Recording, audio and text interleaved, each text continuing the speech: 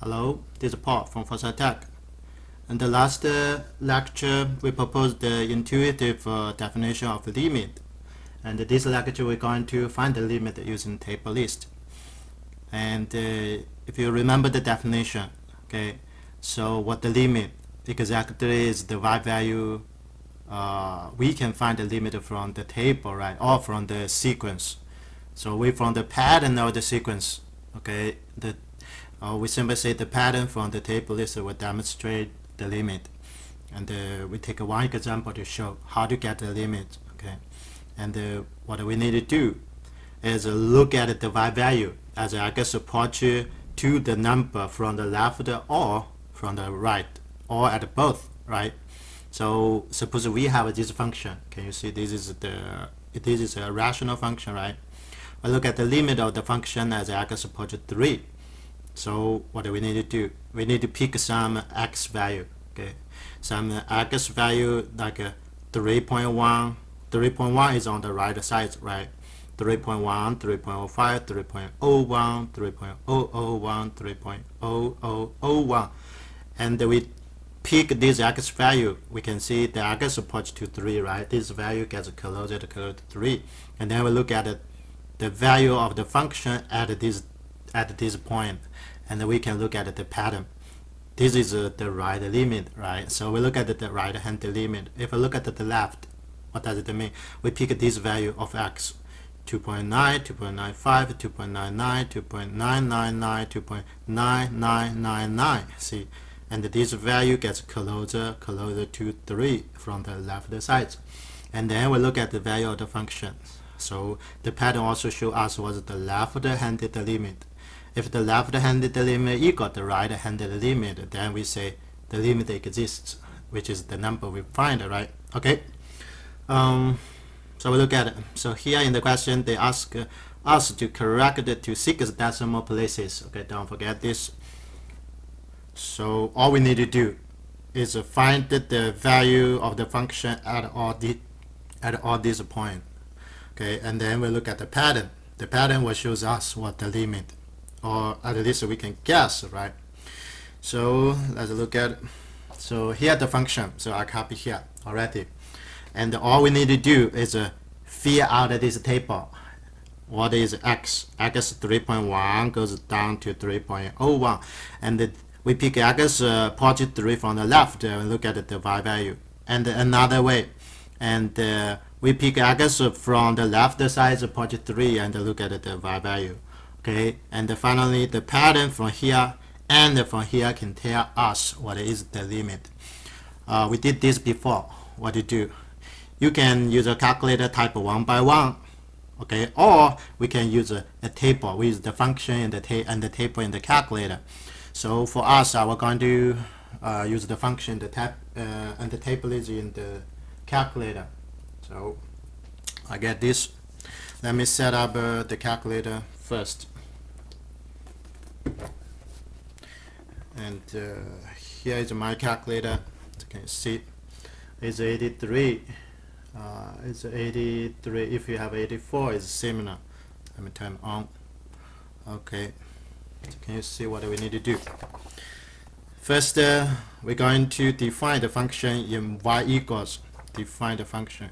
We're going to here. Okay, let me to wait. That's good. I'm going to define this function x squared minus, okay, minus 3x over x squared minus 9. So I get this function. So wait. So it's a parenthesis, don't miss parenthesis, x squared. This is x squared minus 3x parenthesis divided by parenthesis, don't miss the parenthesis, x squared again minus 9. Okay, so we define the function in y1. The second step, we're going to use the table to type x into AL1. We find the y value in AL2, the second column. So we're going to the table, so that edit, cd the table. I will type the number in L1 for x value, okay, which is 3.1. Go down, 3.05. 3.01, 3.001, yes, 3.0001. Can you see I typed the x value? So now what do we need to do? We find that the y value, which is I put the y value in L2. So what do we need to do? Go to the top, highlight the L2, apply the function. The function is here, variable, go right, y variable, and then the first is a function.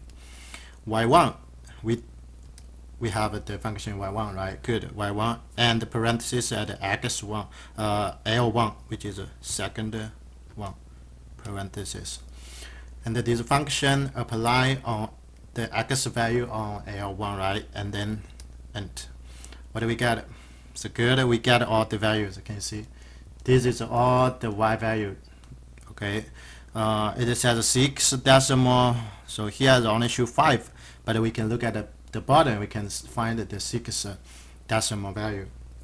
Okay, so this is 1. So we finish the first. What are we going to do? We need to type this x value to find all the y value. Okay, so I will put this in L3, the third column, and then put this in the fourth column. 2.9 like this. We're going to 2.9, go down 2.95, 2.99, 2.999, 2.9999. Yes, good. Can you look at this number? And the x will approach 3 from the left side, right? Go to right. So now I go up to L4. I'll apply the function in the x value on L3 to find all on L4. So the value, y value, the function y1, yes, good, and the parenthesis on L, this time is L3, because I want to find all the y value on all the x value on L3, parenthesis, and int. That's good. So this is all the y value we need to put here. So now we're going to copy all the value. Okay, so I put it here. This is which means all the number on the second column, right? All the number on the fourth column. Okay, I copy here. And wait. So let me get my. And here is the table we need to finish. It's almost. And then what are we going to do? I find all the value. So you can see L2 0.5082, but not. That's only 4 decimal. And the question asks us for 6 decimal. What do you find? See, go look at the bottom. 0.508197, right? No. So 0.5081, yes, 197, 6 decimal. So what am I going to do? Copy. So let me copy. So the first is how many? It's a point. Is this 0.5 0 a 197. Okay, so did the first. The same I'm going to copy the second. So go down. Okay, find the second, the third, the fourth, the fifth. Okay, I will directly copy all the value here. So is the second is a 0.5041132. Okay, and then the third is a 0.5. Let me see, go down. 0.0A32. And the fourth is a 0.5. Go down. 0.0 0. I have 3. 83. Then go 0.500 0 0. I have 40. And the last is 8. Can you see what does this pattern tell us? Okay, the y value gets closer to 0.5, right? Okay, good.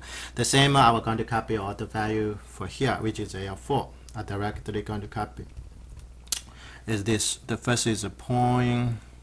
Let me see, 491 1525 did the first, and here's a point 495798. Okay, and the third one 0.499165. The first one is 0.499917. The last is 0.499992. Okay, so I think you can look at the pattern. So all these numbers will point to 0.5 still, right? Because they get closer and closer to 0.5. So now what do we get? Okay, so from this table, tell us the left-handed limit or the right, because all the x is from the right side of 3, so this is the right-handed limit. Okay, so what do we do? So now we can say is by, okay, I simply say by the pattern, and the right here, the right-handed limit, x approach 3 from the right side, this is a plus, okay, on the exponent on the power, and f x equals 0.5. Okay, and from here tell us the left hand limit, right? Okay, we can say the limit x approach 3 from the left side, fx equals 0.5. So here's the left hand limit. Can we look at the right hand limit equal the left hand limit? What does it mean? So we have these conclusions. So we can say the limit when x approaches 3, no matter from the left side or the right side. Okay, no matter from the right or the left, all the same, right? So fx equals 0.5. Okay, we're done. This question just shows us if we want to find the limits, it's better to put the table. Okay, but that's the very beginning. In the future, we don't need to do this. Okay, so the next video, the next lectures, I will going to show a lot of laws or rules which can guide us how to find the limit. So one notation. So can we look at here? If you want to simplify this rational fraction, is okay. That's good. Okay, you also can factor first and then to divide it out the common factor to simplify. Okay, here is the original question. We did not do anything to this function. We just built the table to find the y value and then look at the pattern of the value.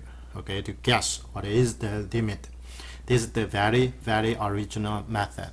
Okay, that's all. Thank you.